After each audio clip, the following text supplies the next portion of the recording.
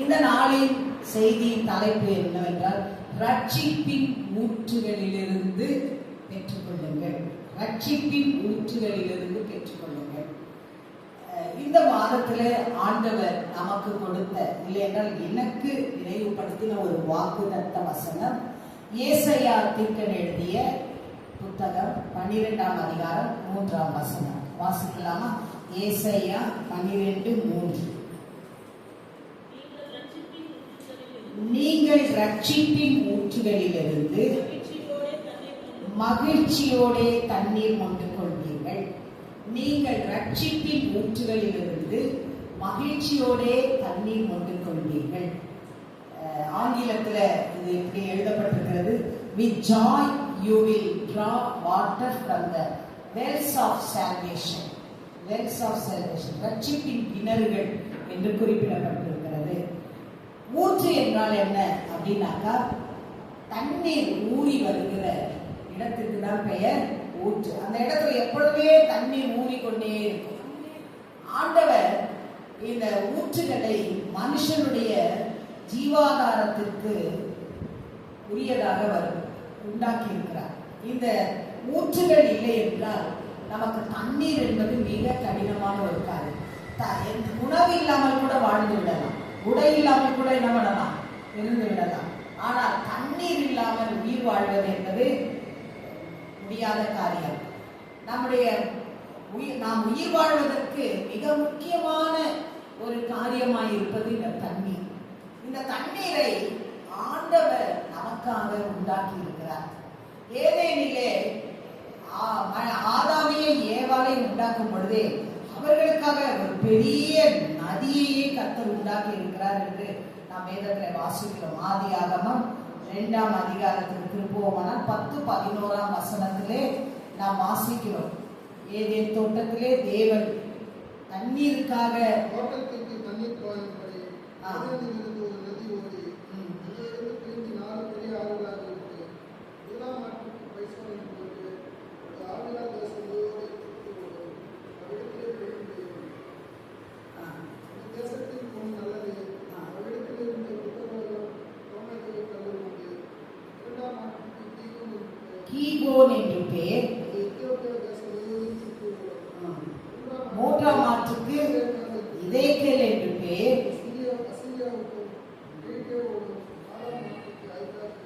ஐப்ராத் என்று பெயர். 4ஆம் ஆற்றுக்கு ஐப்ராத் என்று பெயர். பாருங்க, 4 ஆறுகள். 2 பேர் தான் இருந்தாங்க. ஆனா ஆண்டவர் அவர்களுக்காக 4 ஆறுகள் அவர் கொண்டு உண்டாக்கினார். அவங்க என்ன சொல்றது? முதலாம் ஆற்றுக்கு ஆவில பைசோன் என்று பெயர், 2ஆம் ஆற்றுக்கு கீகோன் என்று பெயர், 3ஆம் ஆற்றுக்கு இதேக்கேல் என்று பெயர், 4ஆம் ஆற்றுக்கு ஐப்ராத் என்று பெயர். அப்போ மனுஷனுக்கு ரொம்ப ரொம்ப தேவையானதும் முக்கியமானதும் தண்ணீர். ஆகவே ஆங்காங்கே ஆண்டவர் மனிதர்களுக்காக ஏற்படுத்தின ஊற்றுகளை குறித்து வேதத்திலே நாம் வாசிக்கிறோம். அந்த ஊற்றுகளிலே எது வற்றி போனாலும், ஏரி, குளம், குட்டை, இதெல்லாம் மனுஷனால் ஏற்படுத்தப்படுகிற ரிசர்வாயர்ஸ் தானே சொல்லுவாங்க. இதெல்லாம் வற்றி போய்விடும். ஆனால் ஆண்டவர் உண்டாக்கி இருக்கிற ஊற்றுகள் வற்றவே வராது. கிணறு தோண்டும் போது கூட எங்க தண்ணீர் ஊறி வரக்கூடிய இடத்தை தெரிந்தெடுத்து தான் அங்க கிணறு தோண்டுகிறாரு. இப்பதான் நம்ம போர் போடுறோம். இப்ப கூட போர் போடுறது எந்த இடத்துல தொடர்ந்து தண்ணீர் வரும் என்கிற காரியத்தை கண்டுபிடித்து தான் மனிதன் என்ன பண்றான், போர் போடுகிறான். ஏன்னா எப்பொழுதும் அந்த இடத்துல தண்ணீர் சுரந்து கொண்டே இருக்கும். இப்போ போர்ல இருக்கிற போர் போடும் பொழுது அங்க இருக்கிற தண்ணீர் எல்லாம் நம்ம டேங்க்ல ஏற்றிட்ட பிறகு நாம் அடுத்த நாள் தண்ணீருக்காக போர் போடுவதற்கு நமக்கு தண்ணீர் கிடைக்க வேண்டும். பாத்தீங்கன்னா அந்த இரவு நேரத்துக்குள்ள அந்த கேப்ல அந்த போருக்குள்ள என்ன ஆயிடும், தண்ணீர் சுரந்து இருக்கும். அப்போ ஊற்று நீர் என்பது நம்முடைய வாழ்க்கைக்கு, வாழ்வாதாரத்துக்கு முக்கியமான ஒரு தேவையான ஒன்று என்பதை நாம் அறிந்திருக்கிறோம். ஆண்டவரும் அதற்காக தான் வேதத்திலே இந்த ஊற்றுகளை குறித்து நிறைய காரியங்களை எழுதி வைத்திருக்கிறார். இங்கே இந்த ஊற்று, ஒரு ஊற்றை குறித்து சொல்லப்படுகிறது. அது ரட்சிப்பின் ஊற்று. என்ன ஊற்றுங்க? ஆங்கிலத்துல வெல்ஸ் ஆஃப் சால்வேஷன், கிணறு என்று குறிப்பிடப்படுகிறது. வெல்ஸ் ஆஃப் சால்வேஷன், ரட்சிப்பின் கிணறு என்று. ஆனா தமிழ்ல ரட்சிப்பின் ஊற்றுகள், அதாவது ஒரு ஊற்று கிடையாது, ஊற்றுகள்.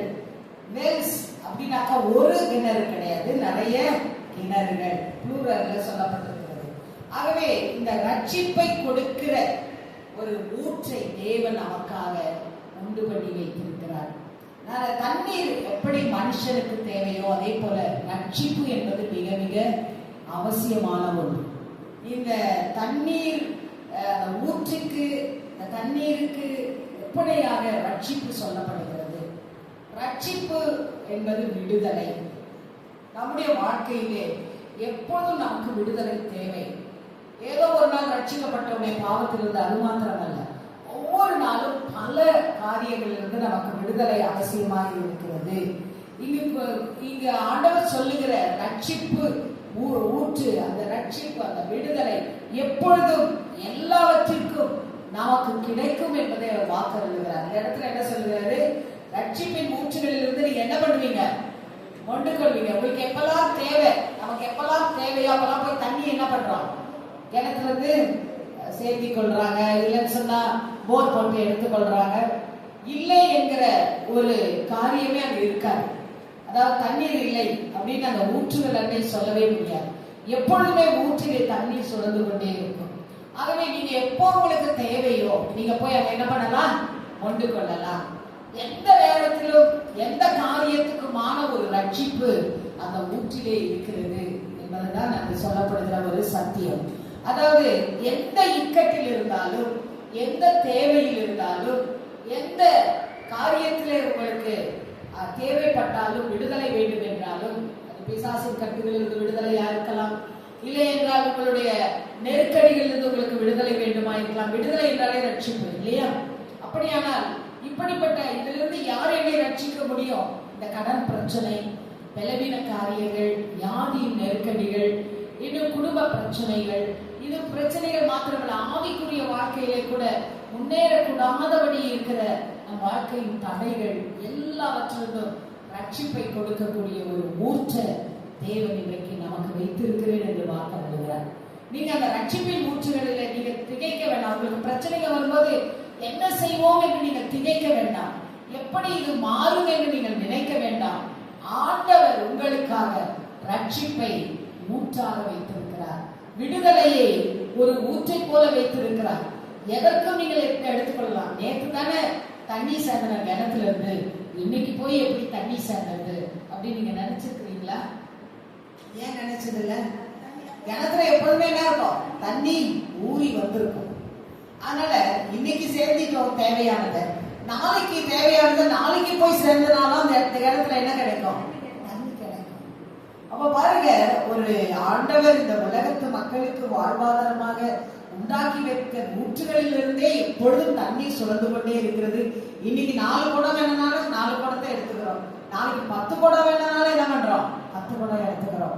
அப்போ உலக பிரகாரமாக வாழ்வதற்கு கொடுத்த அந்த கிணறுகளில் இருந்தே கர்த்தர், அந்த ஊற்றுகளிலிருந்தே கர்த்தர் நமக்கு நம்முடைய தேவைகளை நிறைவு செய்யும் பொழுது நமக்காக ரட்சிப்பை சிலுவையிலே சம்பாதித்து கொடுத்த இயேசுவிடத்திலிருந்து நமக்கு தேவையான விடுதலைகள் எதற்கானாலும் சரி, உலகத்தின் காரியங்களுக்கானாலும் சரி, நம்முடைய சரீரத்திற்கானாலும் சரி, நம்முடைய குடும்பத்திற்கானாலும் சரி, நம்முடைய ஆவிக்குரிய வாழ்வுக்கானாலும் சரி, அதற்கான விடுதலைகளை, அதற்கான சொல்யூஷன்ஸை, அதற்கான சால்வேஷனை ஆண்டவர் நமக்கு கொடுக்க வல்லவராய் இருக்கிறார். எத்தனை பேர் விசுவாசிக்கிறீங்க? ஹல்லேலூயா. அதான் நம்ம பாடணும். ஊற்று தண்ணீரே, என தேவ ஆவியே, ஜீவ நதியே. இது சாதாரண கிணத்து நீர் இல்ல. கிணத்து நீர் எல்லாம் ஜீவ நதின்னு சொல்ல முடியாது. ஜீவ நதின்னு சொல்லிட்டு நம்ம தேசத்துல எந்தெந்த நதிகளை சொல்றோம்? சிந்து நதி, கங்கை, பிரம்மபுத்திரா, காவேரி, இதெல்லாம் வந்து வற்றாத ஜீவ நதி. ஒரு நாளும் வற்றாது, ஒரு நாளும் வற்றாது. ஒரு உலகத்தில் இருக்கிற ஜீவ நதிகள் என்று சொல்லப்படுகிறவைகள் வற்றாமல் இருக்குமானால், ஜீவ தண்ணீர் என்று சொல்லப்படுகிற, ஊற்று தண்ணீர் என்று அழைக்கப்படுகிற, ஊற்று தண்ணீரே நீ பொங்கி பொங்கி வா என்று நாம் பாடின அந்த பாடல், ஊற்று தண்ணீர் என்று எதை குறிப்பிடுகிறோம் என்றால் இயேசு கிறிஸ்துவிடத்திலிருந்து வருகிற அந்த விடுதலை, அந்த ரட்சிப்பு, அந்த ஆசீர்வாதம், இவைகளை தான் நாம் பெற்றுக்கொள்ளும்படிக்கு இன்றைக்கு தேவன் நமக்காக இந்த வசனத்தை நினைவுபடுத்துகிறார். நமக்காக ரட்சிப்பின் ஊற்று இருக்கிறது. நம்மை விடுதலை பண்ணுகிற ஒரு ஊற்று இயேசுவிடம் இருந்து இருக்கிறது. அவர் நமக்கு தருகிறார். வேதத்திலே பார்த்தோமானால் என்ன இக்கட்டிலே உள்ளவர்களுக்கும் ஒரு ரட்சிப்பை தேவன் வைத்திருக்கிறார். அதற்கு உதாரணமாக பார்த்தோம்னாக்கா ஆகாரை குறித்து நாம் வேதத்திலே வாசிக்கிறோம். ஆதியாகமம் 21ஆம் அதிகாரம் 19ஆம் வசனத்திலே வாசிக்கும் பொழுது, ஆதியாகமம் 21ஆம் அதிகாரம் 19ஆம் வசனம், தேவன் அவளுடைய கண்களை திறந்தார்.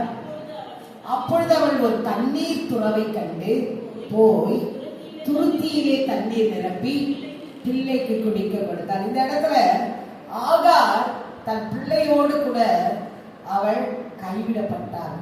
ஆபிரகாம் அவளை கைவிட்டார். ஆகவே வீட்டை விட்டு அனுப்பப்பட்டார். அவன் ஆபிரகாம் கொடுத்தது ஒரு துருத்தினா ஒரு வாட்டர் பாட்டில். ஒரு வாட்டர் பாட்டில் ஒரு 5 லிட்டர் வாட்டர் பாட்டிலா இருக்கலாம், 10 லிட்டர் வாட்டர் பாட்டிலா இருக்கலாம். அப்பெல்லாம் வந்து தோல்னால செய்யப்பட்ட துருத்தி. அந்த துருத்தியிலே தண்ணீரை நிரப்பி பிள்ளையை கையிலே கொடுத்து நீ இங்கிருந்து போய்விடு என்று சொல்லி அனுப்பப்பட்டார். கைவிடப்பட்ட நிலையிலே கண்ணீரோடு தன் பிள்ளையை அழைத்து கொண்டு அந்த வனாந்திர பாதையிலே அவள் நடந்து போகும் பொழுது ஒரு கட்டத்திலே, வனாந்திரம் என்பது மிகவும் அதிகமான வெப்பம் நிறைந்த ஒரு இடம்.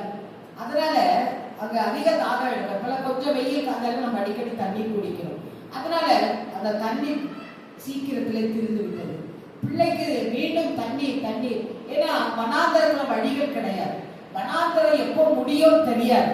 ஆனா அந்த வனாந்தரத்தின் நடுவில் தண்ணீர் என்று பிள்ளை அழுது பிள்ளை மயக்கம் அடைந்து விட்டு விட்டது. அப்பொழுது தாயாகிய ஆகார் என்ன சொல்லுகிறார், நான் பிள்ளை சாகுறதை நான் என்ன பண்ண மாட்டேன், பார்க்க மாட்டேன். தண்ணி இல்லாம என் பிள்ளை சாகுது அப்படின்னு சொல்லி தூரத்துல போய் அவள் முழங்கால் பண்ணிட்டு அழுகிறார். அப்பொழுதுதான் ஆண்டவர் அவளுக்கு ஒரு துறவை காண்பித்தார். துறவு என்று குறிப்பிடுகிறது ஊற்றுள்ள ஒரு கிணறு.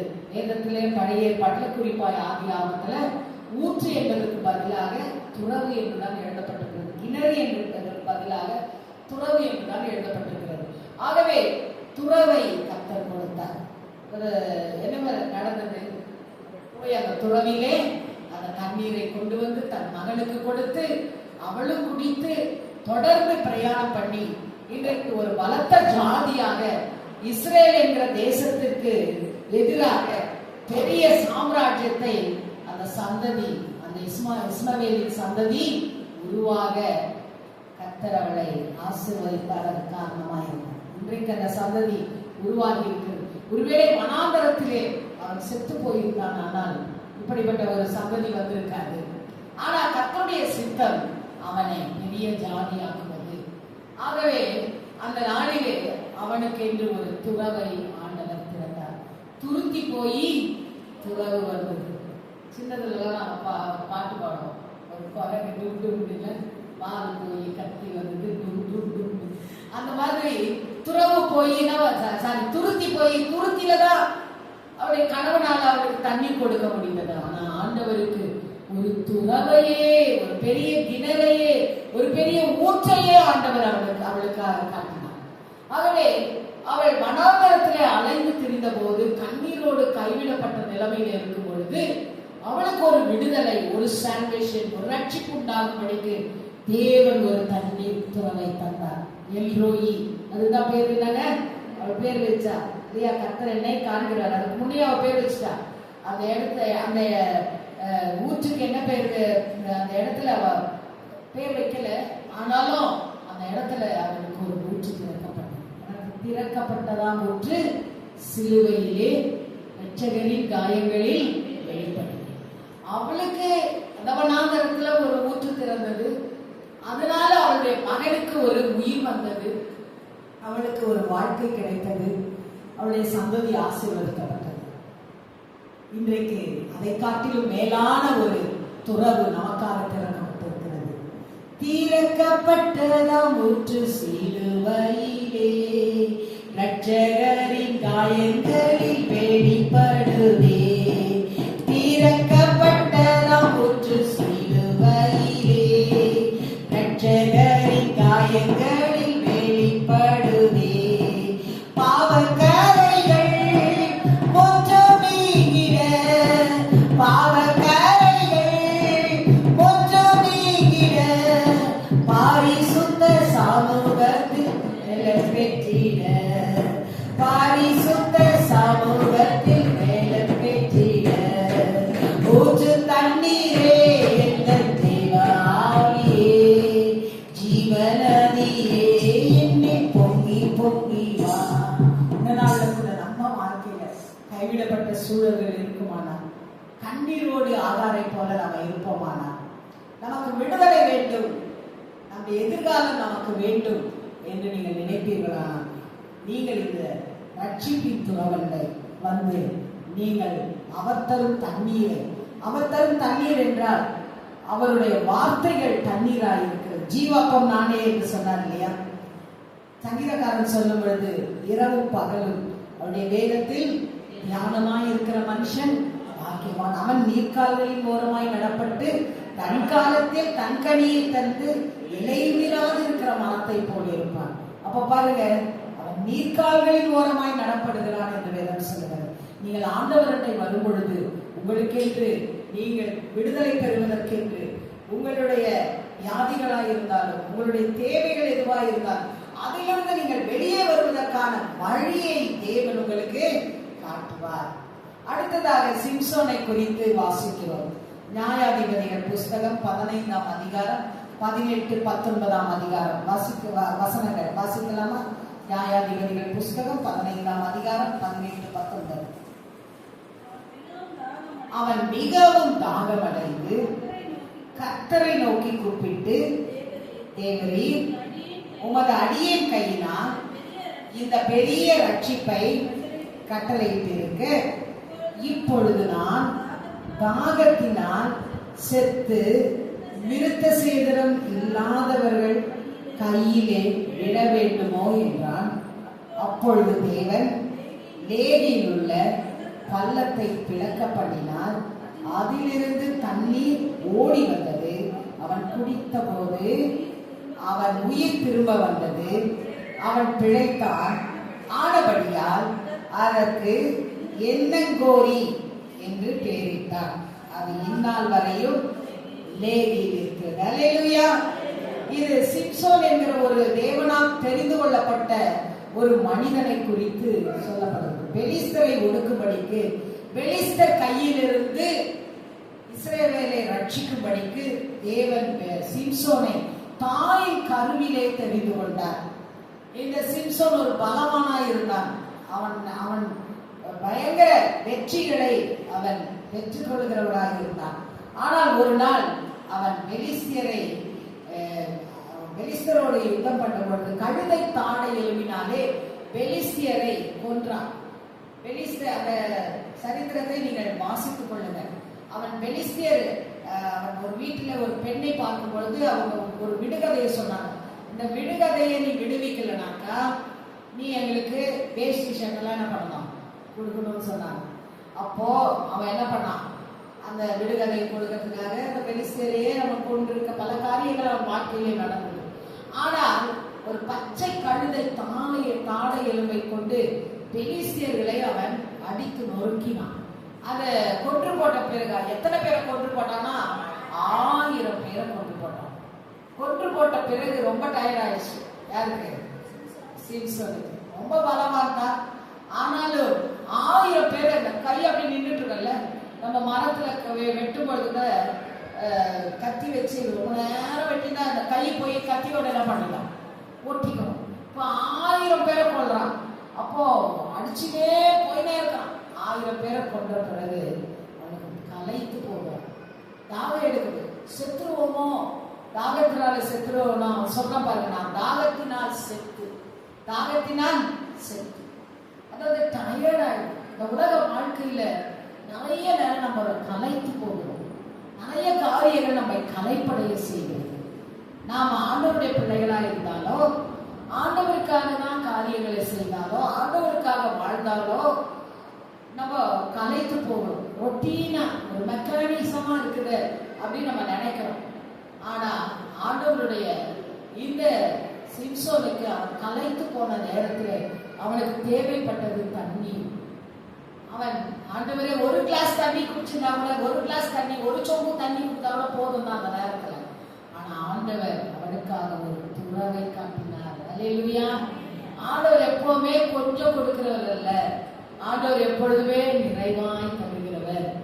தாகம், எனக்கு தாகமா இருக்குது ஆண்டவர், நான் ரொம்ப கலைச்சு போயிட்டேன், நான் ரொம்ப சோர்ந்து போயிட்டேன், நான் ரொம்ப இப்படிப்பட்ட பிரச்சனைகள் எல்லாம் சந்தித்து என் மனம் ரொம்ப கலைப்படைந்தது, சோர்ந்து போயிடுச்சு, இனிமேட்டு நான் இந்த வேலையை செய்ய என்னால முடியாது, இனி இந்த ஓட்டத்தை ஓட என்னால முடியாது அப்படின்லாம் நீங்க நினைச்சிருந்தீங்கன்னாக்கா, இந்த சிம்சோனுக்கு தேவன் எப்படி அவருடைய கலைப்பை போக்க தண்ணீர் கொடுக்கிறாரோ, அதே போல ரட்சிப்பின் ஊற்றுகளிலே இயேசுவின் கரங்களில் இருந்து உங்களுக்கு கலைப்பை நீக்கக்கூடிய ஒரு உற்சாகத்தின் வல்லமையை தேவன் உங்களுக்கு கொடுப்பார். அல்லேலூயா, அல்லேலூயா.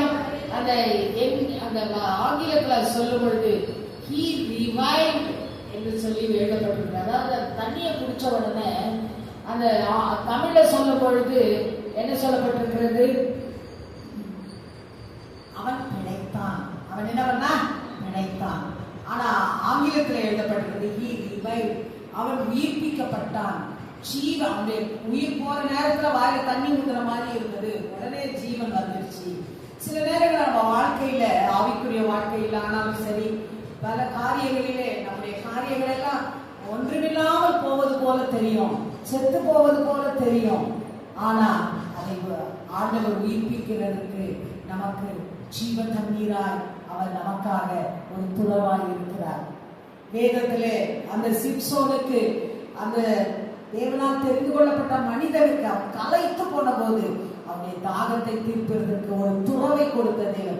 நீங்க கலைத்து போகும் பொழுதெல்லாம், சோர்ந்து போகும் பொழுதெல்லாம், ஆவிக்குரிய வாழ்க்கையில நீங்கள் சோர்ந்து போகும் போதானாலும், சரீர பிரகாரமான சோர்ந்து போகும் போதானாலும், உங்கள் மேல் வைக்கப்படுகிற பாரங்களினாலே, உங்கள் மேல் வைக்கப்படுகிற பொறுப்புகளினாலே, உங்கள் மேல் வைக்கப்படுகிற வேலைகளினாலே நீங்கள் சோர்ந்து கலைத்து போகும் பொழுதெல்லாம், ஒருவேளை சரீர பிரகாரமான தண்ணீரை குடித்து நீங்கள் ஒரு தாகம் தீர்த்து உற்சாகம் அடையலாம்.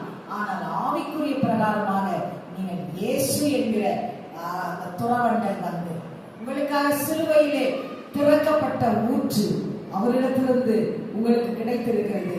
ஆகவே இயேசுவிடம் வரும் பொழுது அவர் உங்களுக்கு உற்சாகத்தின் ஆவியை தருவார். அல்லேலூயா. உங்களை உயிர்ப்பிப்பார், உங்களை மீண்டுமாய் அவர் உயிர்ப்பிப்பார். சோர்ந்து போன உங்களுக்கு, வேதம் சொல்லுகிறது, சோர்ந்து போகிறவர்களுக்கு கர்த்தர் என்ன கொடுக்கிறாரா? சத்துவத்தை பெருக பண்ணுகிறார். இளைஞர் இளைப்படைந்து சோர்ந்து போவார்கள். ஆனால் இந்த ரட்சிப்பின் துறவண்டை வந்து ஆண்டவரிடத்திலே, என்னுடைய சோர்விலிருந்து என்னை விடுதலையாக்கும் ஆண்டவரே, இந்த கலைப்பிலிருந்து என்னை விடுதலையாக்கும் ஆண்டவரே, இந்த பாரத்திலிருந்து என்னை விடுதலையாக்கும் ஆண்டவரே, என்னை ரட்சியும் ஆண்டவரே என்று கேட்கிறவர்களுக்கு ஆண்டவர் சத்துவத்தை பெருக பண்ணுவார். அல்லேலூயா. சத்துவத்தை பெருக பண்ணுவார். நீங்கள் பலவீனராக இருக்கலாம், நீங்கள் கலைப்படைந்து இருக்கலாம், சோர்ந்து போயிருக்கலாம், ஆனால் தேவனோ உங்களுக்கு ரட்சிப்பின் ஊற்றாக இருக்கிறார். இந்த ரட்சிப்பின் ஊற்றிலே உங்களுக்கு விடுதலைகளை வைத்திருக்கிறார். நீங்க வந்து அதை என்ன பண்ணணுமா? கொண்டு கொள்ளணும். நீங்க ஆண்டவர்கிட்ட வந்து அந்த தாகம் தூக்கப்படணும், அதுக்கு உங்களை அர்ப்பணிக்கணும். இந்த எண்ணகோரி என்று பேர் வச்சாங்க. அதுக்கு என்ன பேரு? அதுக்கு என்ன அர்த்தம்னா காலஸ் ஸ்பிரிங். அதுக்கு பேர் என்னவா? காலஸ் ஸ்பிரிங். கூப்பிடுகிறவர்களின் ஊற்று, கூப்பிடுகிறவர்களின் ஊற்று, காலஸ் ஸ்பிரிங் என்று சொல்லி பேர். அதுக்கு என்ன கோரினா அர்த்தம் என்னன்னாக்கா காலஸ் ஸ்பிரிங், அதாவது கூப்பிடுகிறவர்களின் ஊற்று. என்னை நோக்கி கூப்பிடு, என்ன சொல்லியிருக்கிறார் ஆண்டவர்? என்னை நோக்கி கூப்பிடு, நான் உனக்கு மறு உத்தரவு அறிவிச்சேன். நீ அறியாததோ உனக்கு எட்டாததுமான காரியங்களை உனக்கு என்ன பண்ணுவேன்? செய்வேன். உண்மையாகவே இந்த கை உடஞ்சி போன மாதிரி தான் இருந்தது எனக்கு. அவ்வளவு பெயின். எதனால ட்ராக்கு இருக்க அப்படின்னு கூட நான் நினைச்சேன். ஆனா ஆண்டவரை நோக்கி கூப்பிட்டேன். ஆண்டவர் ஒரு அற்புதமான சுகத்தை, பெயின் இல்லாத ஒரு வழி இல்லாத ஒரு காரியத்தை எனக்கு செய்தார். அவரை நோக்கி கூப்பிடணும். வேதம் சொல்லுகிறது, ஆபத்து காலத்தில் என்னை நோக்கி கூப்பிடு, நான் உன்னை விடுவிப்பேன், என்னை மகிமைப்படுத்துவார். நமக்காக திறக்கப்பட்டிருக்கிற ரட்சிப்பின் ஊற்று நம்மை சோர்வுகளிலிருந்தும் எல்லா விதமான கலைப்புகளிலிருந்தும் நம்மை விடுதலை பண்ணுகிற ஊற்று. சிம்சோன் கலைத்து போயிருந்தான். நான் செத்து போகிறேன் என்று சொன்னான். கர்த்தர் அவனுக்காக ஒரு துறவை காட்டினார். அவன் தண்ணீர் குடித்த போது அவன் பிழைத்தான்.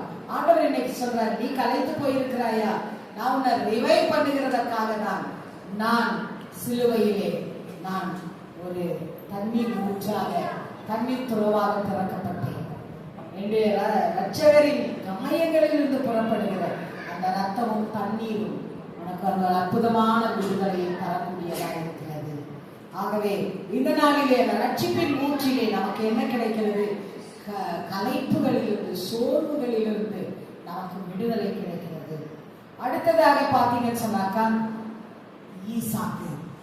ஈசாக்கு பஞ்ச காலத்திலே அவனுக்கு ஆதரவை தேடி எங்கேயாவது போகணும் அவன் நினைச்சு எகிப்துக்கு போகலாம். பஞ்ச காலத்திலே ஆபிரகாம் வாழ்ந்த நாட்களிலே பஞ்ச காலம் வந்தபோது ஆபிரகாம் எகிப்துக்கு போனான் என்று ஆதியாகமம் 13ஆம் அதிகாரத்தில் எழுதப்பட்டிருக்கிறது.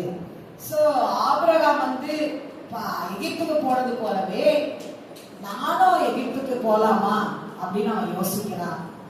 ஆதியாகமம் 26ஆம் அதிகாரத்துக்கு நாம் திருப்புவோமானால், ஈசாக்கு எகிப்துக்கு போக பஞ்ச நாட்களிலே நாம் எகிப்துக்கு போகலாம் என்று நினைக்கும் பொழுது கர்த்தர் அவனோடு பேசுகிறார். எகிப்துக்கு போக வேண்டாம், இந்த இடத்திலேயே நீ தங்கியிரு, கேராரிலே குடியிரு, அங்கே நான் உன்னை ஆசீர்வதிப்பேன் என்று சொல்லுகிறார்.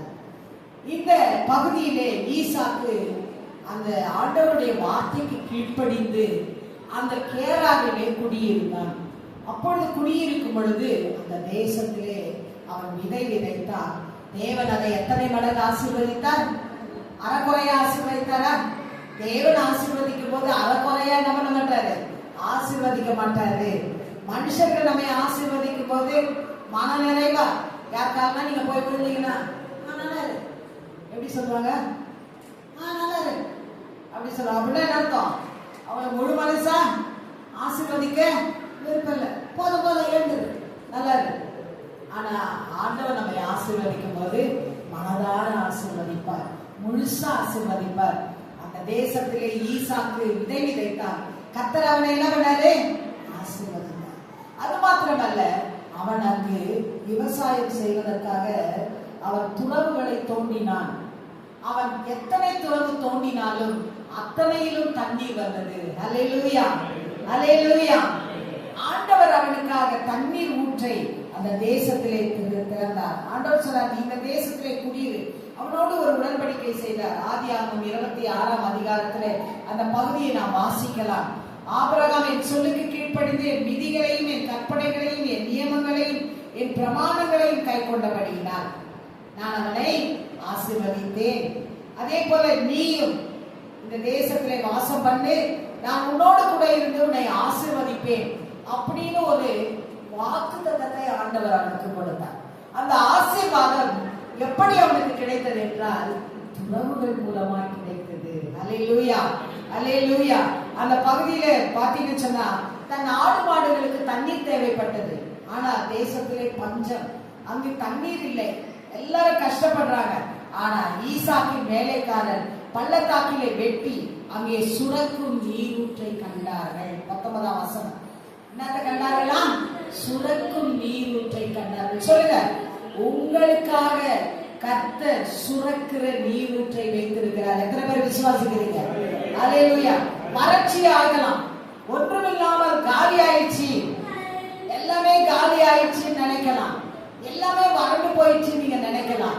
ஆனா உங்களுக்காக சுரக்கிற நீரூற்றை தேவன் வைத்திருக்கிறார். அல்லேலூயா. யாரெல்லாம் அந்த வாக்குத்தத்தங்களை விசுவாசிக்கிறீர்களோ, ஈசாக்கு கர்த்தர் சொன்ன வாக்குத்தத்தத்தை விசுவாசித்தான். நான் உன்னோட கூட இருந்து உன்னை ஆசீர்வதிப்பேன். நீ எனக்கு கீழ்ப்படிந்த இந்த தேசத்திலே குடியிரு, நீ எகிப்துக்கு போக வேண்டாம் என்று சொன்ன அந்த வார்த்தைக்கு அவன் கீழ்ப்படிந்த போது கர்த்தர் அவனை ஆசீர்வதித்து அவனுக்காக சுரக்கிற ஒரு நீரூற்றை வைத்தார். அல்லேலூயா, அல்லேலூயா. இன்றைக்கும் கர்த்தருக்கு கீழ்ப்படுகிறவர்களுக்கு, கர்த்தருடைய வாக்குத்தத்தத்தை விசுவாசிக்கிறவர்களுக்கு கர்த்தர் சுரக்கிற நீரூற்றை வைத்திருக்கிறார். அல்லேலூயா. அது பாத்தீங்கன்னு சொன்னீங்கன்னா அந்த நீரூற்றுகள் வந்தாலும் நிறைய எதிரிகளுடைய தலையீடு இருந்தது. கேதாரூரிலே இருந்த ஈசாக்கு இப்படி வளர்ச்சி அடைவதை கண்டு பொறாமைப்பட்டவர்கள் அந்த துறவுகளை உடனே மூடினார்கள். ஆனால் ஈசாக்கு மேய்ப்பர்கள் வேறொரு துறவை வெட்டினார்கள்.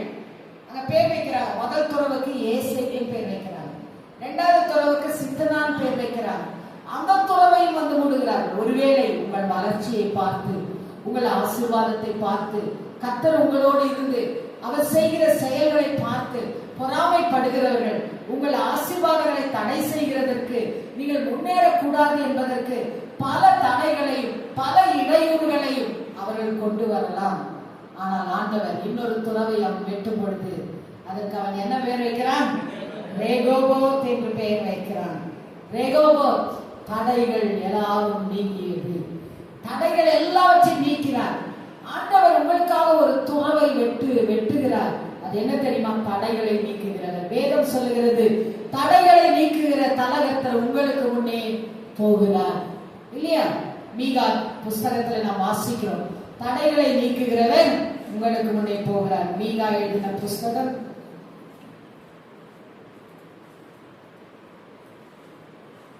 வாசிக்கலாமா?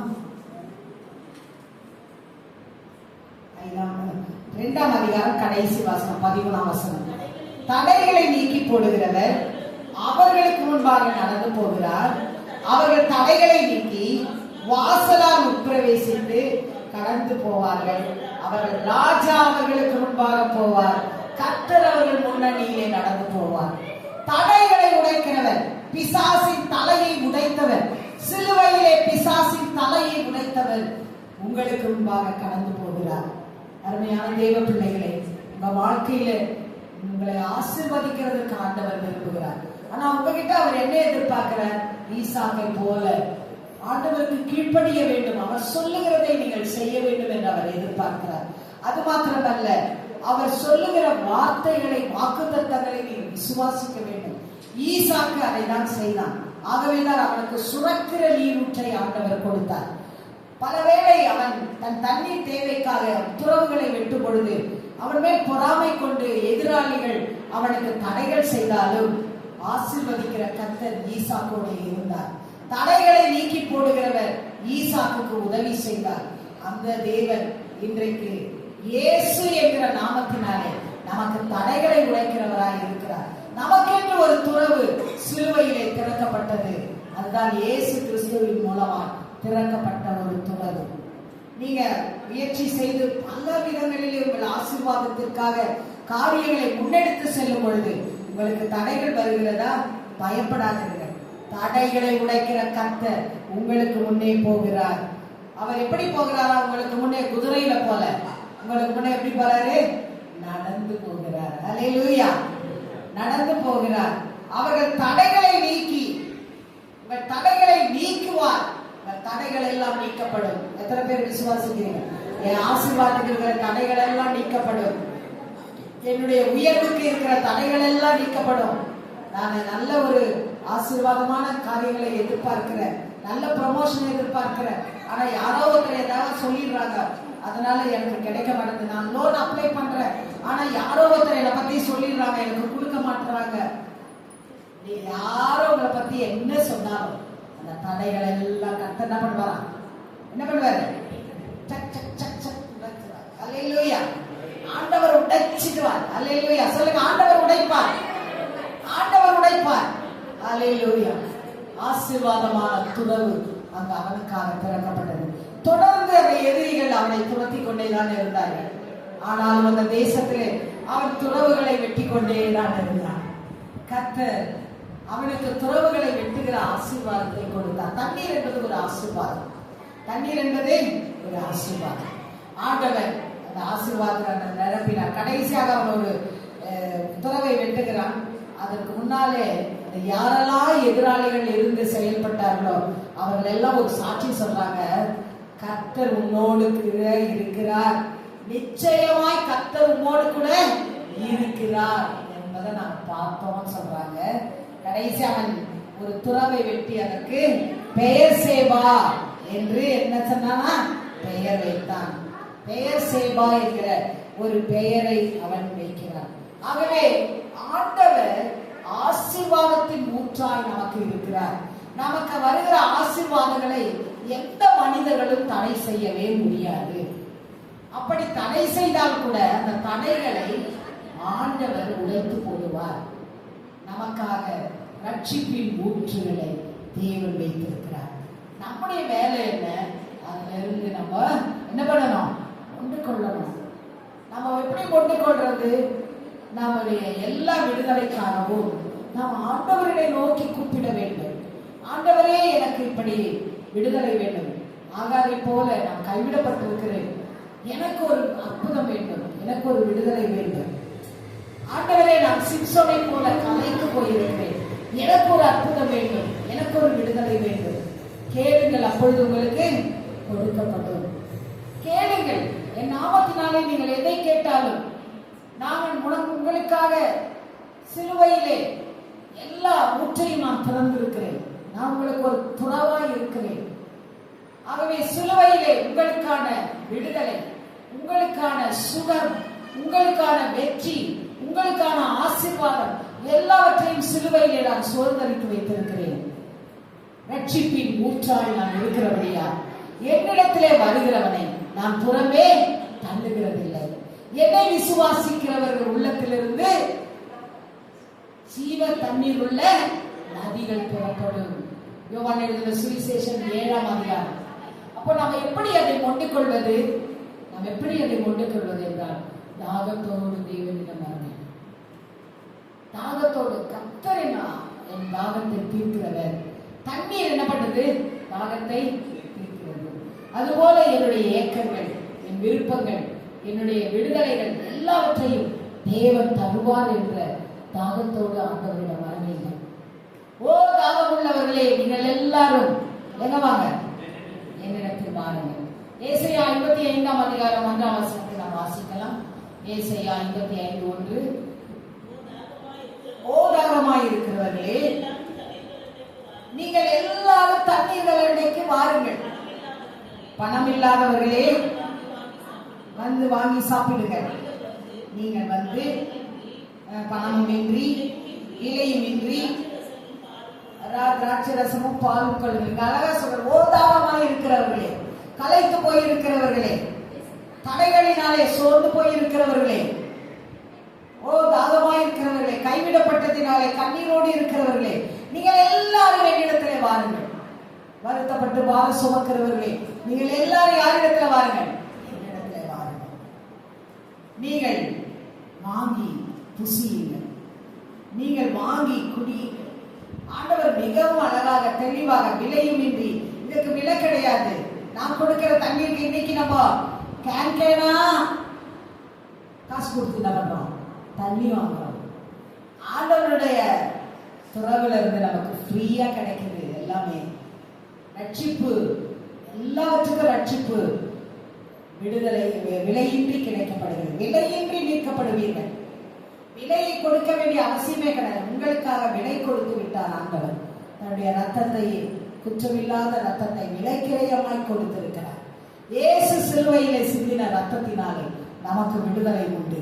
ஆகவே தாகமாய் இருக்கிறவர்களே, நீங்கள் எல்லாரும் அவரிடத்திலே வாருங்கள். தண்ணீர்கள் அண்டையில் வாருங்கள். தாகம் தீர்க்கிற தண்ணீர்கிட்ட வாங்க. தாகத்தை தீர்க்காத தண்ணீர்கள் இடத்துல எல்லாம் போவாதீங்க. தாகம் தீர்க்கிற தண்ணீர் இயேசுவிடம் மாத்திரம்தான் உண்டு. அது ஆத்தும தாகத்தை தீர்க்கும். ஆகவேதான் சங்கீதக்காரன் சொல்லும் பொழுது சொல்லுகிறார், வேதத்திலே நாம் வாசிக்கும் பொழுது மிக தெளிவாக ஒரு வார்த்தை சொல்லுகிறார். சங்கீதத்திலே, அதாவது சங்கீதம் 42:2 வாசிங்க. சங்கீதம் 42:2. என் ஆத்துமா தேவன் மேலேயே, ஜீவனுள்ள தேவன் மேலேயே தாகமாய் இருக்கிறது. ஆண்டவர் மேலே தாகமாய் இருக்கிறவர்களுக்கு அந்த ரட்சிப்பின் ஊற்றுகளில் இருந்து தேவன் விடுதலைகளை, ரட்சிப்பை, ஆசீர்வாதங்களை கொடுப்பார். அடுத்தது, தாகமாய் இருக்கிறவர்கள் நீங்க வந்து மொண்டு குடியுங்கள், ரிசீவ், அதாவது நீங்க பெற்றுக்கொள்ளுங்கள். எப்படி பெற்றுக்கொள்ள முடியும்? விசுவாசத்தின் மூலமாய் பெற்றுக்கொள்ள முடியும். விசுவாசத்தோடு நீங்கள் தாகத்தோடு மாத்திரமல்ல, ஆண்டவர் நிச்சயமா எனக்கு இதை செய்வார் என்கிற விசுவாசத்தோடு அவர் மேல் நம்பிக்கையோடு வருவீர்களானால் உங்கள் விசுவாசம் உங்களை ரட்சிக்கும். வேதம் சொல்கிறது இல்லையா, ஒரு பெண் ஆண்டவரிடத்தில் விசுவாசத்தோடு வந்து அவருடைய வஸ்திரத்தின் ஓரத்தை தொட்டார். அந்த பெண்ணை பார்த்து ஆண்டவர் என்ன சொன்னார்? உன் விசுவாசம் உன்னை ரட்சித்தது, சமாதானத்தோடே போ. உன் விசுவாசம் உன்னை ரட்சித்தது. அப்ப அந்த ரட்சிப்பின் ஊற்றுகள் இடத்துல நீ வரும்பொழுது விசுவாசத்தோடு வந்து நீ பெற்றுக்கொள்ளலாம். பெரும்பாலுள்ள ஸ்திரீ மருத்துவர்களால் கைவிடப்பட்டவள், ஆனால் தேவனிடம் விசுவாசத்தோடு வந்தாள், இயேசுவிடம் விசுவாசத்தோடு வந்தால் அவள் விடுதலையை, சுகத்தை, அற்புதத்தை பெற்றுக்கொண்டாள். ஆகவே தாகத்தோடு வா, விசுவாசத்தோடு வா. தேவனிடத்தில் இப்படி வரும் பொழுது தேவன் உனக்கு அந்த ரட்சிப்பின் ஊற்றுகளில் இருந்து நீ எதிர்பார்க்கிற விடுதலை, நீ எதிர்பார்க்கிற ரட்சிப்பை உனக்கு கொடுக்காமல் போக மாட்டார். இன்னைக்கு ஆண்டவர் சொல்கிறார், ரட்சிப்பின் ஊற்றுகளில் தண்ணீர் கொண்டு கொள்ள வாருங்கள், ரட்சிப்பின் ஊற்றுகளில் தண்ணீர் கொண்டு கொள்ள வாருங்கள். நான் ரட்சிப்பின் ஊற்றாய் உங்களுக்கு இருக்கிறேன். சிலுவையிலே உங்களுக்காக ரட்சிப்பின் ஊற்றை என் சரீரத்தின் மூலமாய் நான் திறந்து வைத்திருக்கிறேன். விடுதலை இல்லை என்று சோர்ந்து போக வேண்டாம், கலைப்படைந்து சோர்ந்து போக வேண்டாம், சோர்ந்து போக வேண்டாம். கர்த்தர் உங்களுக்கான ரட்சிப்பை வைத்திருக்கிறார். தாகத்தோடு வாருங்கள், விசுவாசத்தோடு வாருங்கள், பெற்றுக்கொள்வீர்கள். கண்களை மூடி ஆண்டவரிடத்திலே நம்பிக்கையோடு ஜெபிக்கலாம். இந்த புதிய மாதத்திலே உங்களுக்கு தேவையான விடுதலைகள் எதுவாய் இருந்தாலும், உங்களுக்கு தேவையான ரட்சிப்பு எதுவாய் இருந்தாலும், எப்பொழுது தேவை என்றாலும் அதை உங்களுக்கு அருள்வதற்கு ஆவலாய் இருக்கிற இயேசுவிடம், இரட்சகராகிய இயேசுவிடம் வாருங்கள். இதோ உலகத்தின் பாவத்தை சுமந்து தீர்க்கிற ஆட்டுக்குட்டியாக, உலக இரட்சகராக, உலகத்தின் ரட்சிப்புக்காக தன்னையே சிலுவையிலே பலியாக்கின இயேசு உங்கள் நடுவிலே இருக்கிறார். நீ அவரிடத்திலே வராமல் எங்கெங்கேயோ சுற்றி கொண்டிருக்கிறாயே, அங்கெல்லாம் நீ போய் ஏமாற்றத்தை தான் காண்கிறாய். உனக்கு விடுதலை இல்லை. ஆனால் இயேசுவிடம் எப்பொழுது உங்களுக்கான விடுதலை உண்டு. நீ வந்து கொண்டுக்கொள், தாகத்தோடு வந்து விசுவாசத்தோடு கொண்டுக்கொள். ஆண்டவரை நோக்கி கூப்பிட்டு நீ அதை பெற்றுக்கொள். ஹல்லேலூயா, ஹல்லேலூயா, ஹல்லேலூயா. அந்த புதிய மாதத்தில் ஆண்டவர் சொல்லுகிற ஒரு வார்த்தை, உனக்கான ரட்சிப்பின் துறவு இருக்குது. அன்றைக்கு ஆகாருக்கு வனாந்தரத்திலே வறட்சியான நேரத்திலே ஒரு துறவு அவளுக்காக திறக்கப்பட்டது, சந்ததி வாழ்வதற்காக. இன்றைக்கும் அந்த அப்படிப்பட்ட துறவை இயேசுவிடம் அவர் வைத்திருக்கிறார். ஹல்லேலூயா. நீ கைவிடப்பட்டிருக்கலாம், நீ மனநொந்த ஸ்திரீயை போல இருக்கலாம், நீ வனாந்தரத்திலே இருக்கலாம், வறட்சியிலே நீ உட்கார்ந்து இருக்கலாம். எந்த இடத்திலே இருந்தாலும் உன்னை ஆதரிக்கிற ஒரு துறவு இன்றைக்கு சிலுவையிலே திறக்கப்பட்டிருக்கிறது. சிம்சோனை போல நீ தேவ பிள்ளையாய் இருந்தாலும் அநேக காரியங்களை செய்து கலைத்து போயிருக்கலாம். மாத்தாளை போல நீ புலம்பிக் கொண்டிருக்கலாம். அநேக காரியங்களை நான் வருத்தம் அடைந்திருக்கிறேன், உமக்கு கவலை இல்லையா? ஆண்டவரே, நான் எத்தனை காரியங்கள், எத்தனை பாரங்கள் சுமந்து நான் சோர்ந்து போயிருக்கிறேன். ஆண்டவரே, எனக்கு விடுதலை இல்லையா, எனக்கு உதவி இல்லையா என்று நீ கேட்கலாம். அன்னைக்கு சிம்சோனுக்காக அந்த லேவியிலே ஆண்டவர் ஒரு துறவை திறந்தது போல இன்றைக்கு சிலுவையிலே உனக்கு உதவி செய்யக்கூடிய இரட்சகராம் இயேசுவை அவர் திறந்து வைத்திருக்கிறார். ஹல்லேலூயா. எந்த நேரத்திலும் எந்த நேரத்திலும் இனி எந்த காரியத்தினாலே நீ கலைப்படைந்திருந்தால் ஆண்டவரிடத்திலே வா. அது மாத்திரமல்ல, ஆசீர்வாதத்தின் ஊற்றை தேவன் உனக்காக திறந்து வைத்திருக்கிறார். ஈசாக்கு அவர் போன தேசத்திலே பஞ்சம், அங்கு தண்ணீர் இல்லை. அவருடைய மேய்ப்பர்கள், அவருடைய மந்தைகளுக்கு தண்ணீர் இல்லை. ஆனால் கர்த்தருக்கு கீழ்ப்படிந்து கர்த்தருடைய வார்த்தையை விசுவாசித்து அந்த இடத்திலே அவன் துறவுகளை தோண்டின போது, அவன் தோண்டின துறவுகளில் எல்லாம் கர்த்தர் நீரூற்றை கொடுத்தார், ஆசீர்வாதத்தை கொடுத்தார். ஹல்லேலூயா. 100 மடங்கு ஆசீர்வாதத்தை பெற்றுக் கொண்டவன் அவன். ஹல்லேலூயா, ஹல்லேலூயா. அவனை குறித்து சாட்சி சொன்னார்கள், நிச்சயமாக கர்த்தர் உன்னோடு கூட இருக்கிறார்.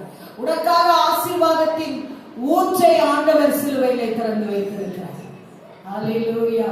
உன்னதத்தின் ஆசீர்வாதங்களினால் தேவன் நம்மை கிறிஸ்து இயேசுவுக்குள் ஆசீர்வதித்திருக்கிறார் என்று எபேசியரிலே பவுல் எழுதுகிறார். உன்னதத்தின் ஆசீர்வாதங்கள், உலகத்தின் ஆசீர்வாதங்கள், ஆவிக்குரிய ஆசீர்வாதங்கள், ஆத்துமாவுக்குரிய ஆசீர்வாதங்கள், சரீரத்திற்குரிய ஆசீர்வாதங்கள் ஏதோ தேவை என்று நீ நினைக்கிறாயோ அதை கொடுப்பதற்கு அந்த ரட்சிப்பின் ஊற்று திறக்கப்பட்டிருக்கிறது. நீ கீழ்ப்படி, நீ விசுவாசி. ஹல்லேலூயா. தாகத்தோடு அவரிடத்திலே வா. ஓ தாகமாய் இருக்கிறவர்கள், நீங்கள் எல்லாரும் வந்து உங்கள் தாகத்தை தீர்த்துக் கொள்ளுங்கள். இது ரட்சிப்பின் ஊற்று உங்களுக்காக திறக்கப்பட்டது. எப்பொழுதுமே எப்பெல்லாம் உங்களுக்கு தாகமாய் இருக்கிறதோ அப்பெல்லாம் நீங்க வந்து தாகத்தை தீர்த்துக் கொள்ளுங்கள். ஹல்லேலூயா. எப்பெல்லாம் சோர்ந்து போகிறீர்களோ, எப்பெல்லாம் மனமடைந்து போகிறீர்களோ, எப்பெல்லாம் உங்களுக்கு தடைகள் வருகிறதோ, அந்த ஆசீர்வாதத்தின் ஊற்றுமை பாருங்கள். தடைகளை நீக்குகிற கர்த்தர் உங்களுக்காக முன் செல்ல விரும்புகிறார். ஹல்லேலூயா. விசுவாசத்தோடு வாருங்கள். பெரும்பாலுள்ள ஸ்திரீ விசுவாசத்தோடு வந்தார், வஸ்திரத்தின் ஓரத்தை தொட்டார், கர்த்தர் அவளுக்கு ஒரு அற்புதத்தை நடத்தினார். இன்றைக்கு உங்களுக்கு ஒரு அற்புதத்தை நடத்துவதற்காக அந்த ரட்சிப்பின் ஊற்றிலே வந்து கொண்டு கொள்ளுங்கள். ஆண்டவர்களை அழைக்கிறார். ஆண்டவரே, நான் வருகிறேன், நான் களைத்து போயிருக்கிறேன், நான் 6 மாதம் இந்த வருடத்தில் கடந்து வந்த பாதையில் நான் சோர்ந்து போயிருக்கிறேன், எனக்கு நிறைய தடைகள் முன்னேறக்கூடாதபடிக்கு நான் உம்மிடத்தில் வருகிறேன். ஆண்டவரே, வறட்சியான நிலைமையிலே சிக்கி இருக்கிறேன், ஆக வனாந்தரத்திலே சிக்கி இருந்தது போல. ஆனாலும் கர்த்தர் எனக்கு ரட்சிப்பின் ஊற்றாய் இருக்கிறார். என்னை அவருடைய தண்ணீரினால் தாகம் தீர்த்து, அவருடைய தண்ணீரினால் என்னை ஆசீர்வதிப்பார். வேதம் சொல்கிறது, சங்கீதம் 65 சங்கீதத்திலே நாம் வாசிக்கிறோம். 65 சங்கீதம் பகுதியிலே ஒரு வார்த்தை மிக அழகாக தெளிவாக எழுதப்பட்டிருக்கிறது. தேவரீர் நீர் பூமியை விசாரித்து அதற்கு நீர் பாய்ச்சுகிறேன், தண்ணீர் நிறைந்த தேவ நதியினால் அதை மிகவும் செழிப்பாக்குகிறேன். இப்படி அதை திருத்தி அவர்களுக்கு தானியத்தை விளைவிக்கிறேன். ஹல்லேலூயா. தண்ணீர் நிறைந்த தேவ நதியினால் அதை மிகவும் செழிப்பாக்குகிறார். தண்ணீர் நிறைந்த தேவ நதி உங்கள் வாழ்க்கையிலே தேவன் வாக்குத்தத்தம் சொல்கிறார்.